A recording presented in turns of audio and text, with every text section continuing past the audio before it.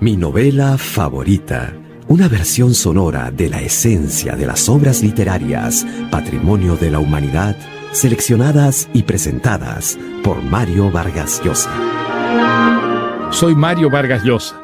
Hoy será un especial placer escuchar juntos Los Miserables, de Víctor Hugo, otra de mis novelas favoritas. Víctor Hugo, que nació en 1802 y vivió 83 años, cubre con su vida el siglo XIX, en el que consiguió serlo prácticamente todo. El primer escritor que vivió de su pluma y murió rico.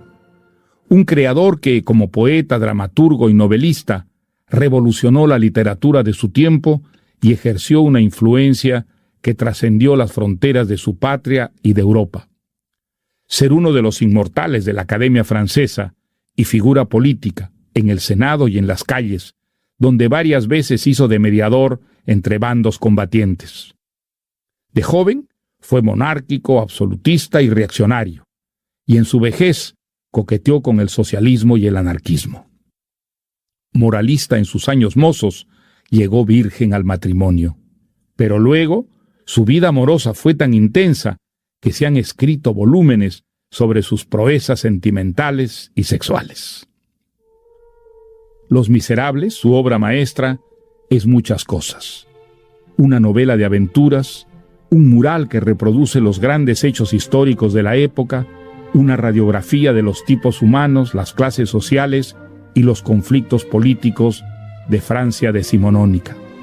Un tratado sobre el bien y el mal y la misteriosa lucha en el corazón humano de las fuerzas que se disputan su redención o su perdición.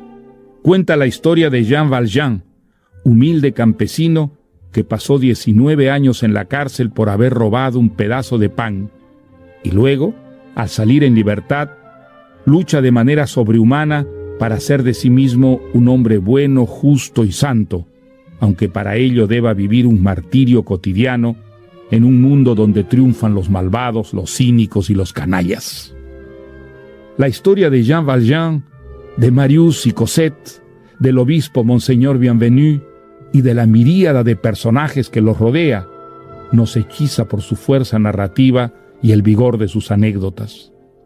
Pero debajo de esos episodios hay una historia moral que para Víctor Hugo era la razón profunda de la novela. ¿Qué hacemos en esta tierra? ¿Estamos aquí por designio de un ser superior o librados a nuestra propia suerte y debemos encontrar a la manera de Jean Valjean, mediante hazañas y penalidades, el derecho a saberlo? Cada lector debe sacar sus conclusiones, por supuesto. Pero una cosa es segura: nadie que lea Los Miserables es, al cerrar el libro, la misma persona que lo abrió. Y ahora, con ustedes, Los Miserables, de Víctor Hugo.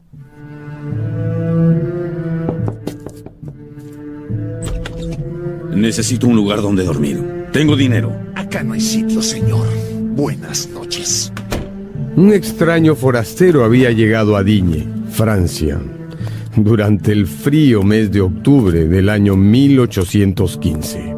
Era un robusto hombre de mediana estatura, como de 46 años, totalmente cubierto de sudor. Llevaba una vieja blusa gris hecha jirones, remendada en una de las mangas con un pedazo de paño verde. Cargaba a la espalda un morral de soldado. Está todo lleno. Todas las puertas se le cerraban al viajero, porque tenía un aspecto poco confiable, por decirlo menos. No hay habitaciones. Llevaba ya varios días de caminata y no parecía hombre de ninguna riqueza. No hay espacio. No hay espacio, váyase. Hasta que, por suerte... ¡Adelante! ¡Está abierto!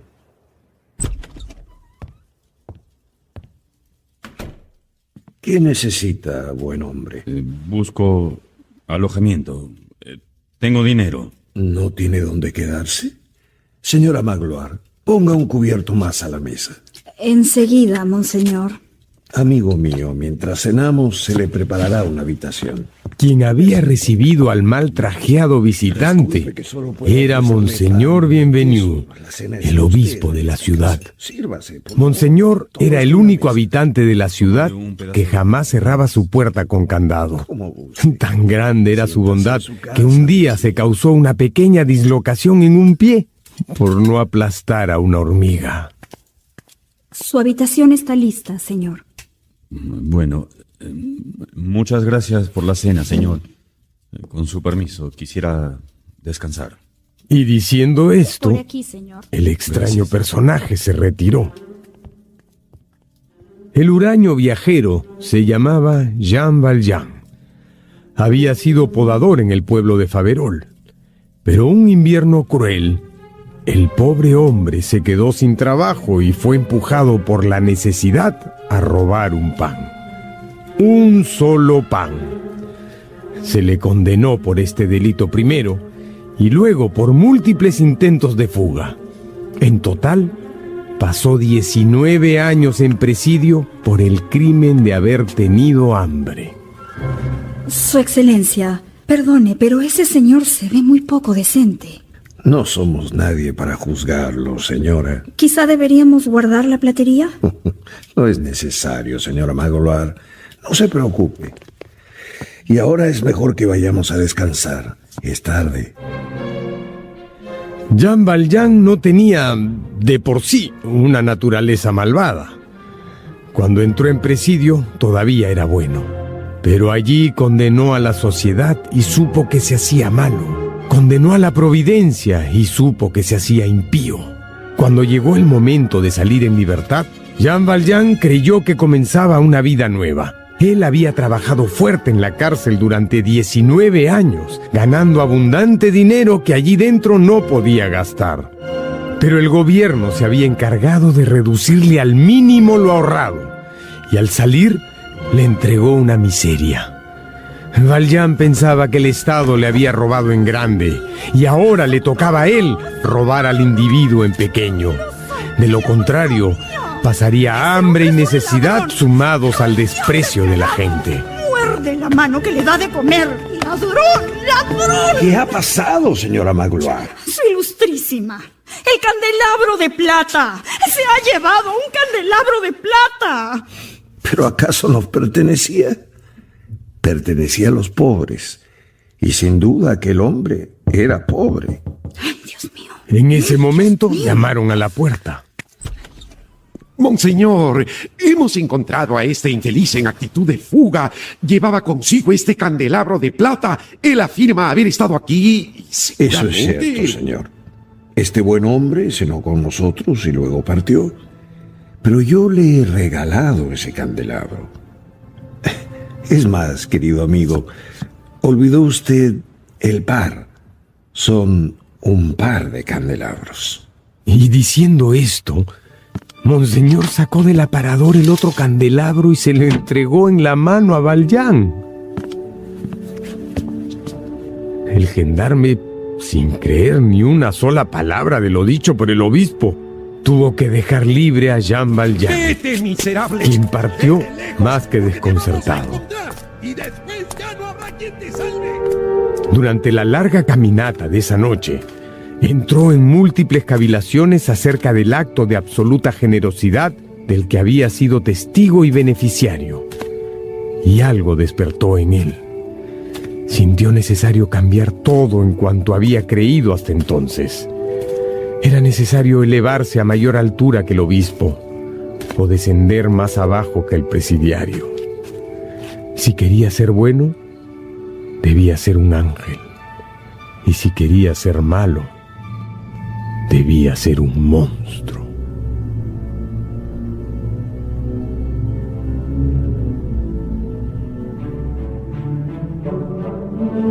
Dos años pasaron a partir de esa fecha y Valjean se convirtió en un hombre nuevo.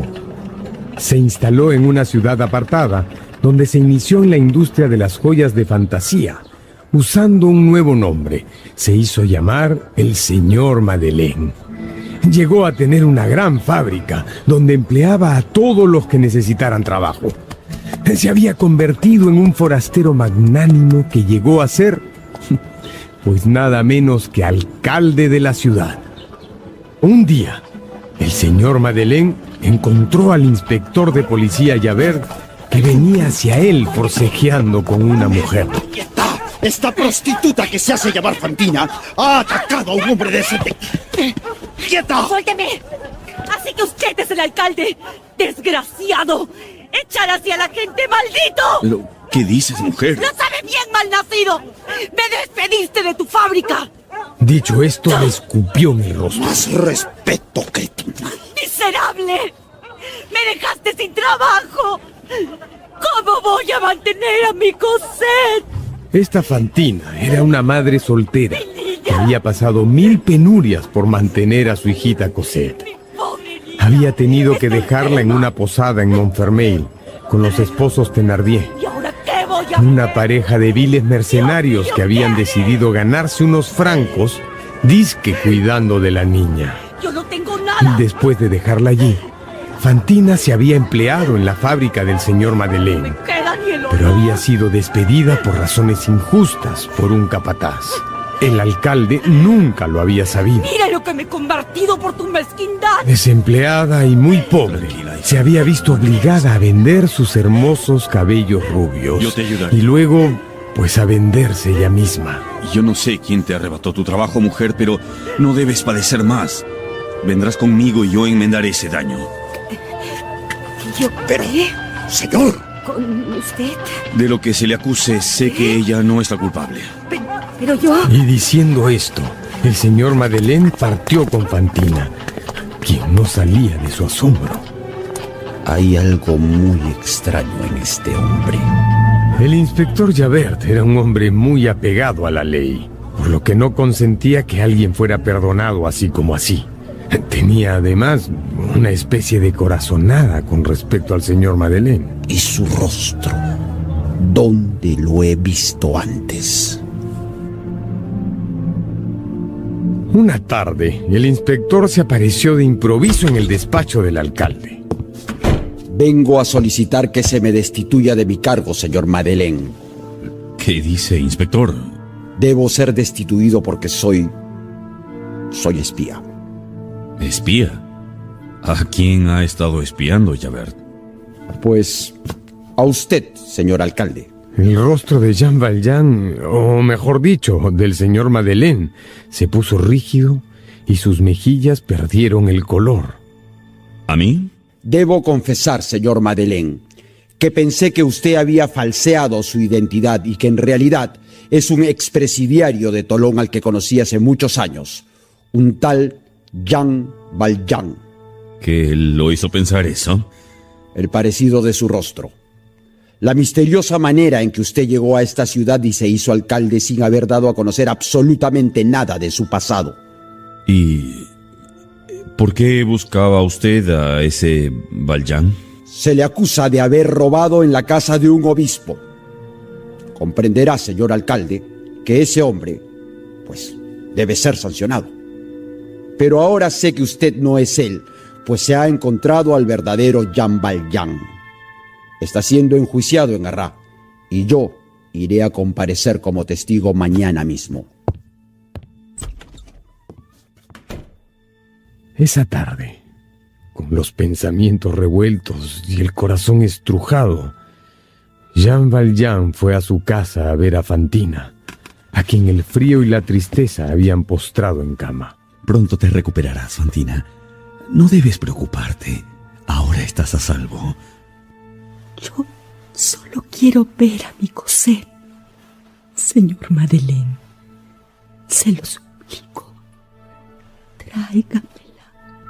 Sí, te prometo que tan pronto sea posible iré a buscarla yo mismo. Gracias. Fantina cerró los ojos agotada y Jean Valjean salió de la habitación. Muchas ideas recorrieron la mente de Jean Valjean esa noche. ¿A la cárcel otra vez? ¿Qué hacer? Jamás. Ir a Arras y salvar al inocente inculpándose a sí mismo. Ignorar todo y continuar sus obras benéficas, dejando sufrir a otro.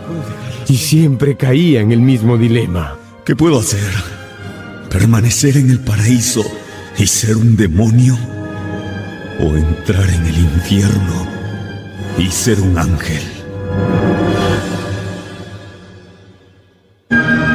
Así ha comenzado Los Miserables, de Víctor Hugo, otra de mis grandes novelas favoritas.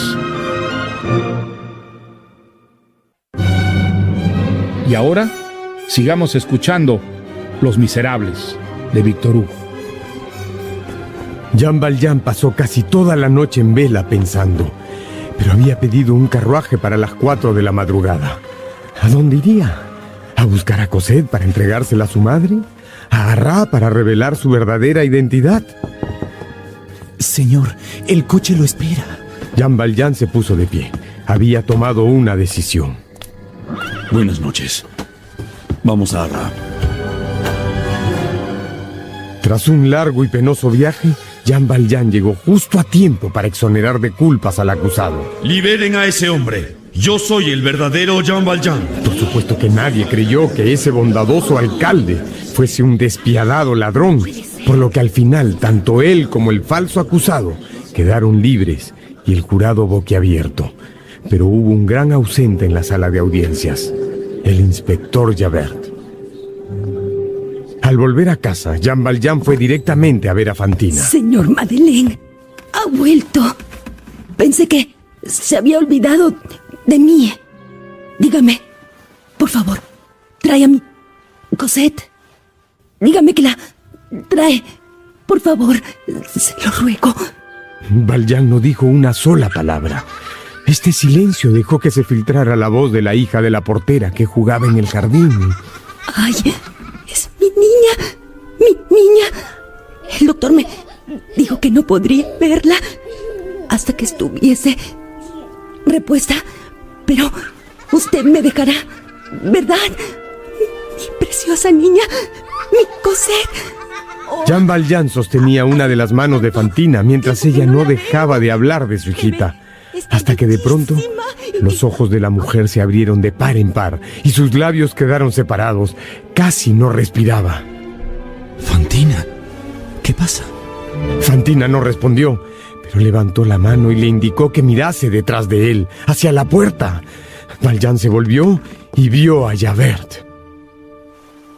Javert se había ausentado de la sala de audiencia sin escuchar el veredicto, pero había vuelto para saber lo sucedido.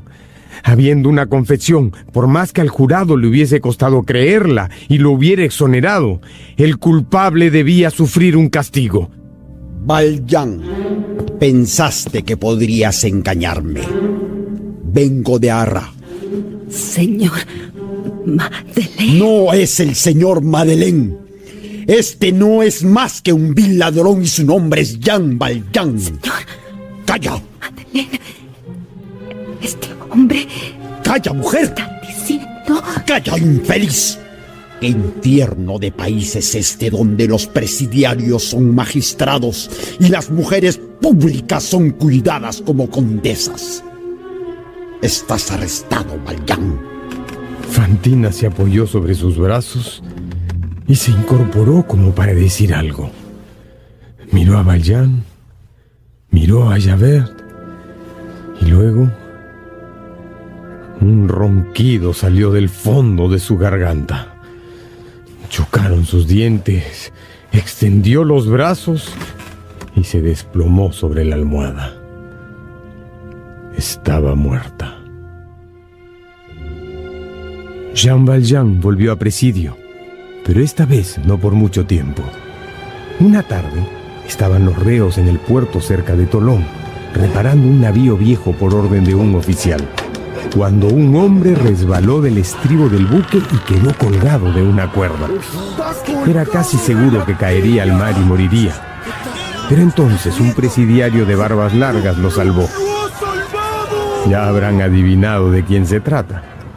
Pero salvada la víctima, el salvador cayó al mar y se le dio por muerto sin haber hallado su cuerpo. Jean Valjean inició viaje y con el tiempo llegó a Montfermeil. Estaba en el campo. Venía de enterrar una caja llena del dinero ganado en el negocio de las joyas de fantasía, que había conseguido ocultar todo el tiempo sujetando los billetes con una liga debajo de sus medias. Y entonces... ¿Qué haces, niña? ¿Necesitas ayuda? Se había encontrado con una pequeña que llevaba un cubo de agua inmenso que casi no podía cargar. Debo llevar agua a la posada, buen señor. Precisamente busco dónde dormir. Yo llevaré el cubo y tú me guiarás a la posada. Y así, en silencio, caminaron hasta una casa con un portón viejo y una enorme cantina llena de borrachos jugando a las cartas. ¿Cuánto cuesta la noche? 20 sueldos. Valjean puso sobre la mesa una moneda de 5 francos, 5 veces más de lo que pedía el posadero. Los ojos del hombre saltaron. Cualquier lugar donde pueda acomodarme estará bien. Tenemos una habitación especial, señor. El posadero se encargó de averiguar con mucha maña que el forastero mal trajeado era en realidad un hombre rico. Son 10. Él exprimió bien los bolsillos. No, 15 francos por la cena. Este astuto bribón era nada menos que el mercenario Thénardier, quien atendía la posada con su esposa y sus 2 hijas. ¿Cuál es tu nombre, pequeña? Y Valjean pronto descubrió Me llamo Cosette. que la niña del cubo de agua era la pobre Cosette, Venga acá, bribonzuela. la hija de Fantina, a quien los malvados esposos habían convertido en su sirvienta. Pasaron unos días hasta que Valjean dijo: Quiero llevarme a Cosette. ¿Qué? Pero, buen señor, usted sabrá que la niña, pues, es como una hija para nosotros. No será fácil desprendernos de ella. Y además, su madre, quien la abandonó, tiene muchas deudas pendientes con nosotros. Y pues... Thénardier se las arregló para que el extraño viajero le ofreciera 1.500 francos. Muy bien, señor, muy bien. Y lo dejó partir con la pequeña Cosette. Huyendo de la ley y también de los ladrones de caminos, Jean Valjean y Cosette terminaron refugiándose en un convento de monjas de claustro, donde Jean trabajó como jardinero y Cosette inició su educación. Padre, ¿puedo jugar con mi muñeca allá junto a los manzanos? Está bien, Cosette, pero abrígate, por favor. Ya lo creo. Cosette pronto olvidó su infeliz pasado y comenzó a decirle papá a Jean Valjean.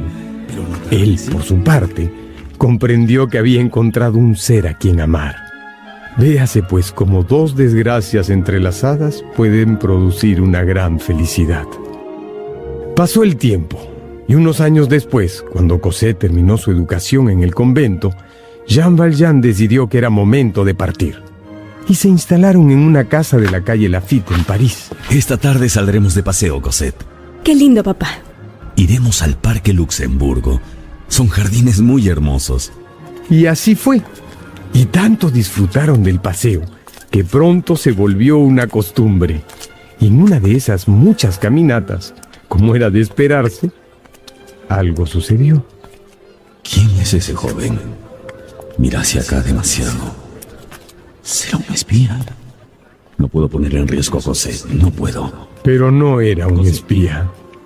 Su nombre era Mario Pontmercy, un muchacho de espesos cabellos negros, frente ancha y mirada franca. Era un joven idealista de convicciones republicanas. Él estaba convencido de que la monarquía condenaba al hambre al pueblo francés. Y por sus ideas había abandonado la casa de su abuelo, quien era gran admirador del rey. Sin apoyo de su familia, Mario había acabado sumido en la pobreza. Pero además de ser político, Mario era un gran soñador. Dios mío, qué hermosa es. Pero, ¿ese hombre que la lleva del brazo será su padre? ¿Su abuelo? Después de esa tarde, padre e hija no volvieron más al Parque Luxemburgo, dejando al joven solo y perdidamente enamorado. Padre, ¿no iremos esta tarde? No, hija. Y ya no volveremos más. Bueno, como tú digas, padre. El tiempo hizo lo suyo. Cosette y Jean Valjean se dedicaron a sus propios asuntos y Mario siguió pasando hambre y leyendo y escribiendo de acuerdo a sus ideas republicanas. Un día, mientras leía en su cuarto, oyó unas risas estruendosas que venían de la habitación contigua. Decidió husmear por un agujero que había en la pared y vio a 3 hombres sentados a una mesa vieja y una matrona con 2 jovencitas en una esquina. Esto fue lo que escuchó. Un hombre muy adinerado, uno que no hace más que regalar dinero a los pobres. ¡No es posible! Pero vendrá porque escuchen lo que le he escrito. Excelentísimo señor, le ruego extienda su mano misericordiosa hacia mi familia. Pues mi esposa está enferma y mi segunda hija ha sufrido un terrible accidente. Necesitamos dinero para sus medicinas y sabemos que su bondad hará nuestra gracia. Le ruego que venga con mi hija a la casa Gorbo. Eponina, ven hija. Quiero que lleves esta carta a ese señor que ves por las tardes en la iglesia, el que va con su hija. Sí, padre, sé quién es. Ya regreso entonces. Quien esto decía era el vecino de Mario, un hombre de unos 50 años que vivía con su esposa y sus 2 hijas en un estado de pobreza lamentable. Venían de Montfermeil, donde alguna vez habían administrado una posada en la que esclavizaban a una niña. Pobre idiota, este sí que nos va a hacer ricos. Sí, eran ellos. Apenas 2 horas después oyeron llegar un carruaje. ¡Es él! Prepárense. Mario volvió a pegar el ojo al agujero y vio entrar a la víctima. No puede ser. Es él. Es el padre de la chica de Luxemburgo. Es el padre de mi amada.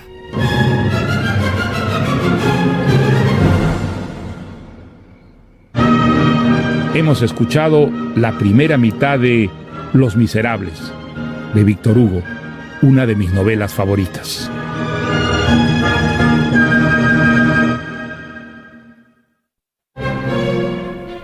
Sigamos ahora en el infinito mundo de Los Miserables, de Víctor Hugo. Mario estaba dispuesto a irrumpir en ese cuarto infestado de maleantes con tal de salvar al padre de su amada. Los bribones lo habían sorprendido segundos después de entrar. Lo golpearon en el rostro y luego lo amarraron. Mala suerte, infeliz. Has caído justo donde queríamos. Esta noche vas a hacernos ricos. ¡Alto ahí, malandrines! ¡No se saldrán con la suya! Todos quedaron congelados, victimarios y víctima. Jean Valjean vio a los policías entrar en la habitación y enseguida reconoció al jefe. Era Javert. ¡Vamos! ¿Qué esperan? ¡Sujeten de una vez a estos criminales! ¡Señor policía! Señor policía, esto no es lo que parece... ¡Calla, limaña! Un buen ciudadano descubrió el plan de tu asquerosa pandilla. No puedes engañarme. Hubo confusión. Ni siquiera Mario, que veía todo desde el otro lado de la pared, podía entender bien qué estaba pasando. Pero los criminales fueron encadenados y cuando todo parecía resuelto... ¿Dónde está la víctima? Valjean había aprovechado el desorden para escabullirse por la ventana. Padre, buenas noches. ¿Quieres cenar? Ahora no. Necesito que empaques. Nos mudamos mañana muy temprano. ¿Qué? ¿Pero a dónde? Esta tarde he encontrado una casa muy bonita en la calle Plumet. Tiene un jardín muy lindo y una entrada secreta que da a la calle Babilonia. ¿Una entrada secreta? Tú siempre con tus extravagancias, papá. Esos días, Mario los pasó sufriendo en su habitación por haber perdido la única pista que tenía de su amada. Nunca más la volveré a ver. Ese hombre que había huido. ¿Señor Mario? Era Eponina, la hija mayor de los Thénardier, quien había conseguido evadir a la policía durante la emboscada. Eponina era una muchacha flacuchenta, con rasgos algo masculinos. Siempre entraba a la habitación de Mario sin antes tocar. Se ve usted muy triste, señor Mario. ¿Puedo hacer algo por usted? No. Por favor, vete. Quiero estar solo. Vamos. No me gusta verlo con esa cara. Es usted demasiado guapo para estar frunciendo el ceño.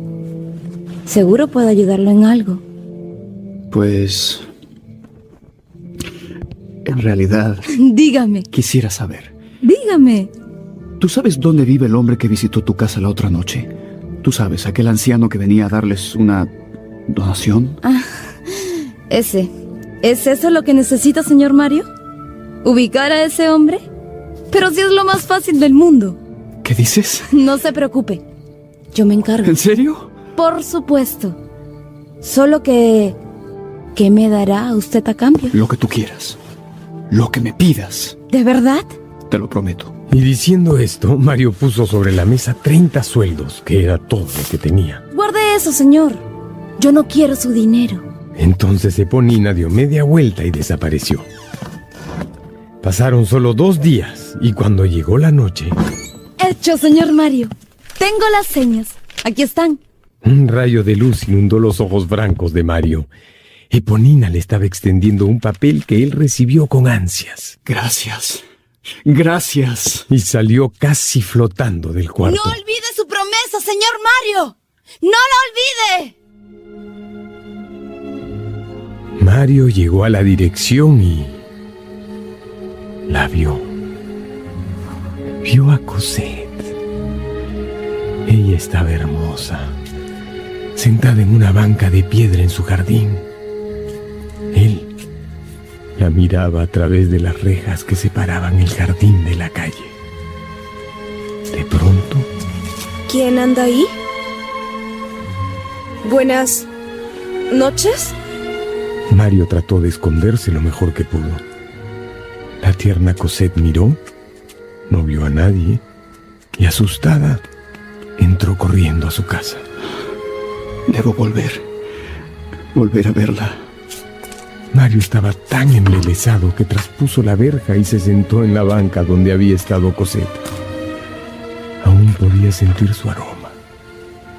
Sacó la libreta en la que escribía versos para su amada sin nombre y comenzó a adorarla una vez más sobre el papel. ¿Quién anda ahí? Mario se fue por donde había entrado, silencioso y veloz como un gato, pero olvidó su libreta. Al día siguiente, Jean Valjean partió de viaje. Cuando escaseaba el dinero, hacía viajes misteriosos que duraban 2 o 3 días. En fin, llegó la noche y Cosette se sentó nuevamente en la banca del jardín. ¿Qué es esto? Como cada tarde en los jardines de Luxemburgo, vi sus ojos grises y sentí que me estallaba el corazón. Fue el dolor más hermoso. Dios mío, es él. Está aquí. Ha venido por mí. Él ha... Perdóneme. Me recuerda. Nos veíamos en el Luxemburgo. Yo la miraba y usted me miró también. 2 veces.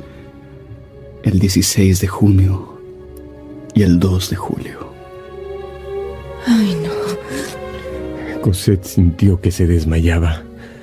Mario la tomó por la cintura y la ayudó a sentarse. Luego le tomó una mano y se la llevó al corazón. Yo la amo. ¿Usted me ama? Calla. Tú lo sabes. Las estrellas empezaban a brillar.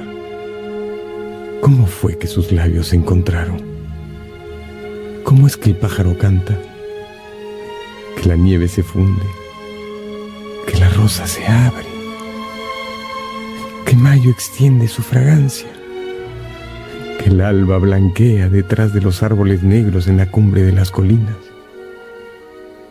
Un beso. Eso fue todo. Cuánto te amo. No sabes cuánto pensé en ti. Fueron semanas de intenso romance. Se trataron con confianza al instante, con la inocencia de dos seres puros. Se veían todas las noches en el jardín, aun cuando Valjean rondaba por ahí. Se las arreglaban siempre para encontrarse. Y Cosette ya no cenaba con su padre y se pasaba contando los minutos para verlo. Pero Jean Valjean no era feliz. Sentía que su hija estaba como lejana y no entendía por qué. Entre los enamorados todo era maravilloso, pero el destino trae siempre sus reveses y una noche... Mi padre dice que debemos mudarnos. ¿A dónde? A Inglaterra. Inglaterra. Eso es demasiado lejos. ¿Cuándo?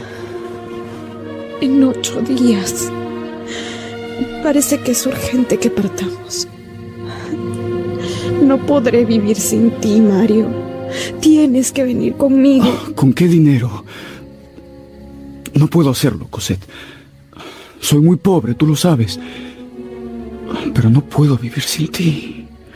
Debe haber algo. Algo. Sí, lo hay.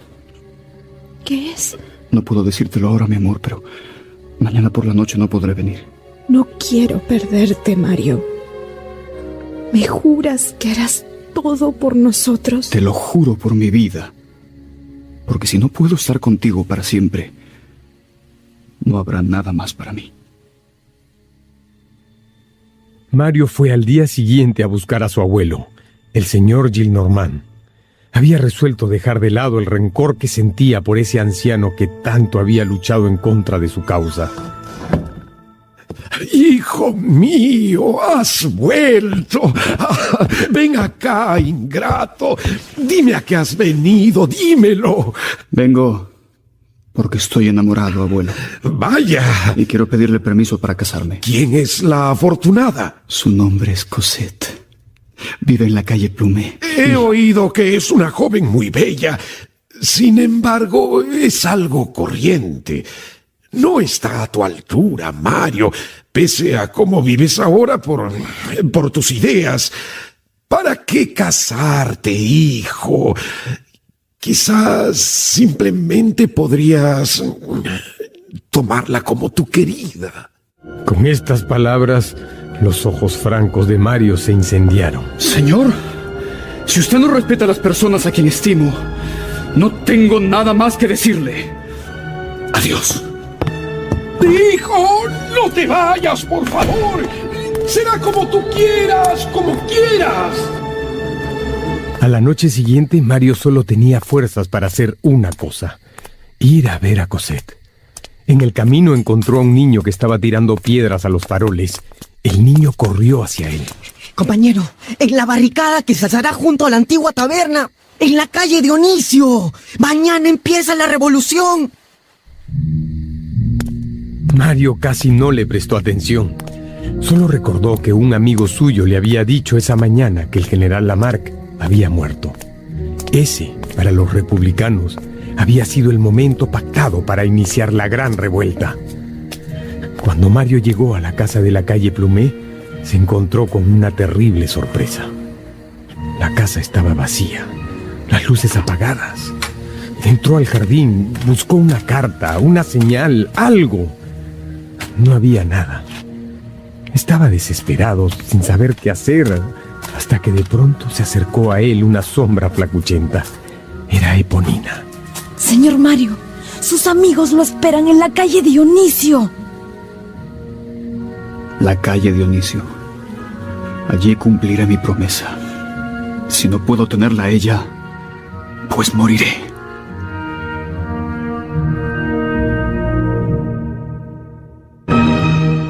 Estamos escuchando juntos Los Miserables, de Víctor Hugo, una de mis novelas favoritas. Escuchemos ahora el tremendo final de Los Miserables, de Víctor Hugo.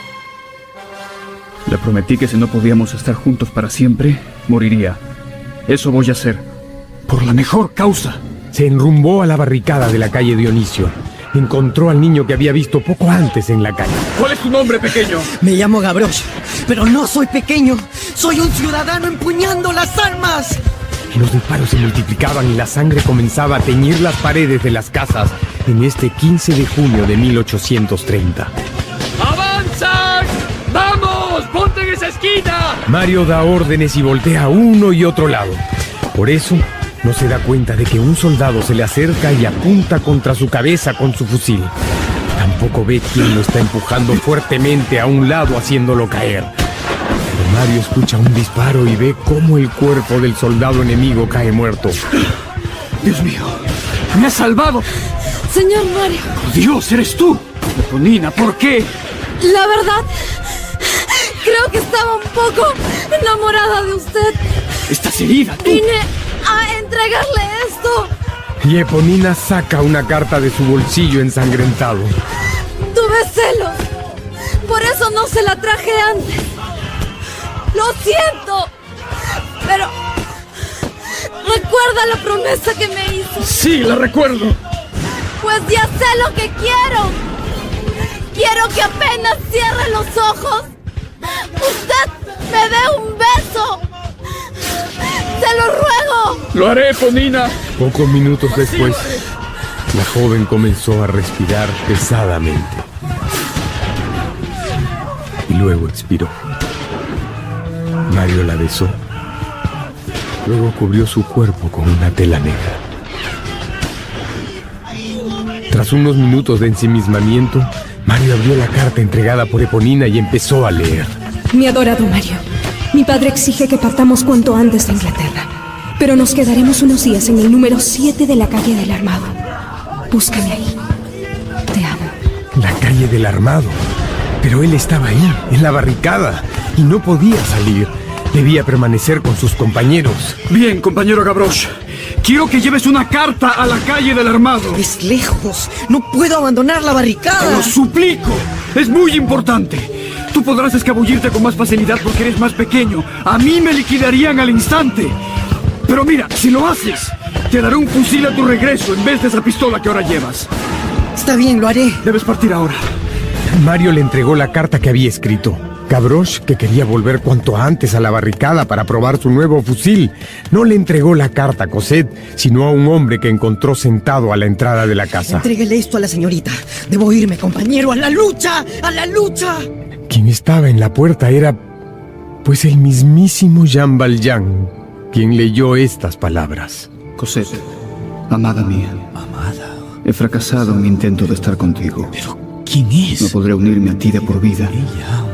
Por lo que cumplo con mi promesa y me encamino a la muerte. Está enamorada. Te amaré siempre. Mi Cosette. Adiós. Entonces comprendió todo. Comprendió los silencios y la barrera que meses antes había empezado a crearse entre él y su hija. Y sintió odio por aquel infame que había osado arrebatársela. Mucho odio. Pero aún con todo esto, Jean Valjean se puso de pie y sin decir nada a nadie, partió hacia la barricada. Con habilidad de expresidiario, Valjean consiguió llegar a la barricada sin mayor problema. Bienvenido, compañero. Vamos por aquí. Ya no queda mucha munición. Compañeros, yo traeré más. Los soldados muertos deben estar cargados. ¡Qué espíritu el de este niño! Alguien debe terminar con ese cerdo realista. Habían capturado a un enemigo. Valjean volteó a mirar la cara del prisionero y encontró los ojos de un viejo conocido. Era Javert. ¡Descuiden! ¡Yo me encargo de él! Valjean lo llevó a un lugar apartado de la calle. Le apuntó con el fusil y le dijo: Mi nombre es Jean Valjean. Soy el expresidiario de Tolón. ¡Tú! ¡Maldito! ¡Y quiero que corras! ¡Vete! ¡Vete de aquí! ¿Qué? ¡Vete! Y si la vida nos reúne otra vez, sabrás quién soy. Podrás capturarme. Dicho esto, Valjean dio media vuelta y volvió a la barricada. Javert, perplejo, no tuvo más opción que huir. Valjean volvió para ver caer uno a todos los revolucionarios, incluido el heroico Gavroche. Si yo voy a perecer, será culpa de Voltaire. Que cantaba una canción mientras recogía las municiones de los cadáveres. Si yo voy a perecer, será culpa de Voltaire.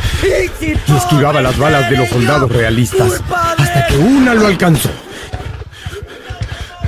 Si yo acabo de caer, Y luego otra. fue por culpa de Voltaire. Y luego otra. Si una bala me mató, Y otra. culpa de Rousseau. La inmensa alma de ese niño había volado. Casi todos han muerto. Valjean encuentra a un joven con el rostro ensangrentado, tirado en el piso. Se acerca. Aún respira. Es él, el amado de su hija. Tiene que sacarlo de allí. Rebusca sus bolsillos y encuentra una carta y una dirección. Carga al herido sobre sus espaldas y se aleja de la barricada, oyendo el grito final. ¡Viva la revolución! Jean Valjean lleva a Mario sobre sus hombros, inconsciente, por debajo de la ciudad, atravesando las inmensas, interminables alcantarillas de París. Cuando llega a la salida, la encuentra cerrada. Ya comienza a caer en la desesperanza cuando escucha pasos cercanos. Alguien más está ahí abajo. Yo puedo ayudarte a salir, amigo. Pero dame unas monedas. Veo que has robado y asesinado a ese joven. Así que algo debes traer. Valjean le da todo lo que lleva encima para que le abran la salida de la alcantarilla. Dámelo. Pero entonces encontró a Javert. Sé cuál es tu deber. Solo te pido que me dejes llevar a este muchacho a casa de su abuelo. Luego, haz tu voluntad. Javert sorprendentemente accede. Valjean lleva cargado a Mario hasta su casa y hasta su habitación. ¡Hijo mío! Tanto él como el herido están bañados en sangre y podredumbre. Cuando sale, el inspector ha desaparecido. Resolviendo el conflicto entre la moral y el deber, Javert había decidido por la moral, dejando libre a Valjean. Pero el tormento de no haber hecho lo que la ley exigía lo lleva al río Sena, donde se entrega a las aguas silenciando su dilema para siempre. Mi bienhechor. Un presidiario.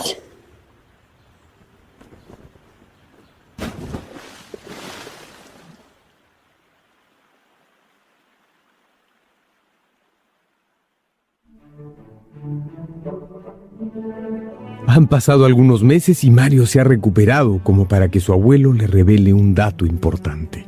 Eres un hombre muy afortunado, hijo mío. Un desconocido te salvó la vida. Te rescató cargándote por las alcantarillas debajo de media ciudad. Pero eres más afortunado aún porque tu amada, tu Cosette, es una muchacha dulce y buena. Si quieres casarte con ella, pues te doy mi bendición. La alegría de Mario no cabe en su pecho. Cuando se presentaron las familias, ni Mario ni Gillenormand reconocieron en Valjean al salvador del muchacho. El primero porque había estado inconsciente, y el segundo por el penoso estado en que lo vio llegar aquel día, cubierto de barro. Se llevó a cabo la boda, pero hubo un gran ausente: Jean Valjean.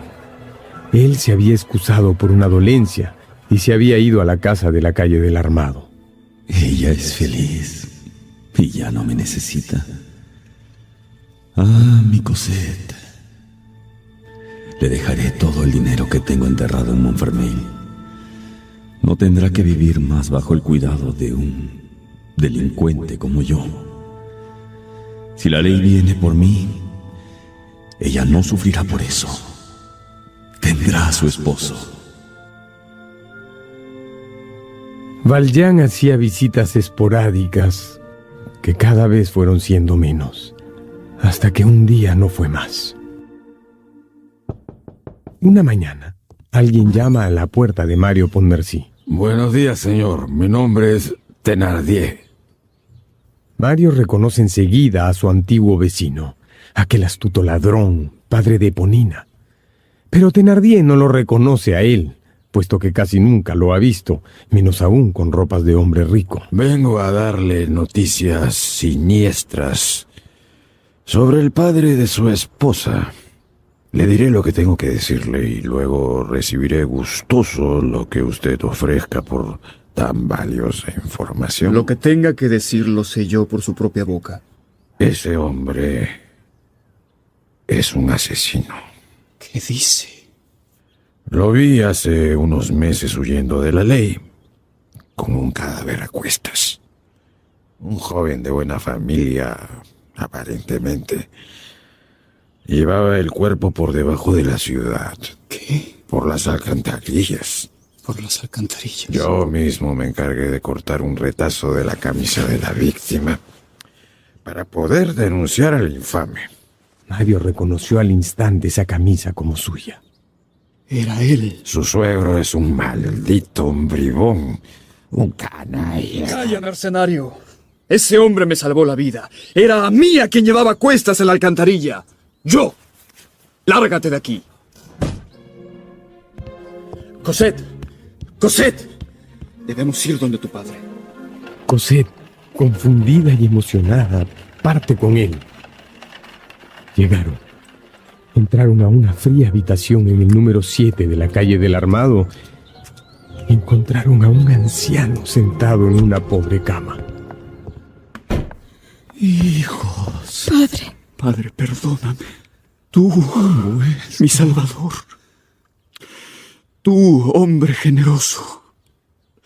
Te dejé ir así. Perdóname. Te he extrañado mucho, mucho. Y no quiero que pienses mal de mí. No. Nada de eso, hijos. Yo los adoro. Y me hacen muy feliz llegando a despedirse. ¿Qué dices, padre? Pero no hubo tiempo para más. En ese momento, con un último suspiro y un gesto de infinito amor, Jean Valjean cerró los ojos para siempre. En el cementerio Père Lachaise, en las afueras de París, un sepulcro austero está compuesto de una sola piedra. No se lee ningún nombre en la lápida, pero una mano anónima ha escrito unos versos dedicados al alma que ahí descansa. Duerme. La suerte lo persiguió ruda. Murió al perder la prenda de su alma. Fue larga la expiación, la pena aguda, mas así obtuvo la celeste palma. Después del sufrimiento, de vivir la injusticia una y otra vez, Jean Valjean ha conseguido salvarse, tal como el obispo Bienvenu alguna vez le quiso enseñar. Alcanzó la redención su alma pecadora y más que eso, se elevó a la gloria.